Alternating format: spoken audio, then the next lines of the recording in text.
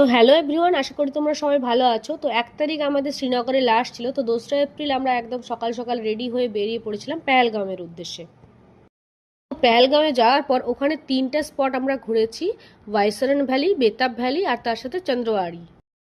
First বাইসরন ভ্যালিতে যাওয়ার জন্য আমরা প্রথমে নিয়ে নিয়েছিলাম ঘোড়া, যেটা এক একটা ঘোড়ার প্রাইস ছিল 2000 টাকা করে। আর বাইসরন ভ্যালিতে যাওয়ার পর সত্যিই মনটা ভালো হয়ে গেছিলো, এত সুন্দর ভিউ। মানে সোনমার্গ গুলমার্গের থেকে একদমই আলাদা, পুরোটাই সবুজ সবুজ চারদিকটা, মানে এত সুন্দর। বাইসরন ভ্যালি ঘুরে আসার পর তারপর আমাদেরকে আবার গাড়ি নিতে হয়েছিল, যেটার প্রাইস ছিল 1700 টাকা। ওখান থেকে আমরা গিয়েছিলাম বেতাব ভ্যালি, তারপরে গিয়েছিলাম চন্দ্রওয়াড়ি। আর চন্দ্রওয়াড়িতে সব থেকে বেশি ঠান্ডা লেগেছিল, মানে এতটাই ঠান্ডা, মানে সোনমার্গ গুলমার্গের থেকে অনেক বেশি ঠান্ডা ছিল।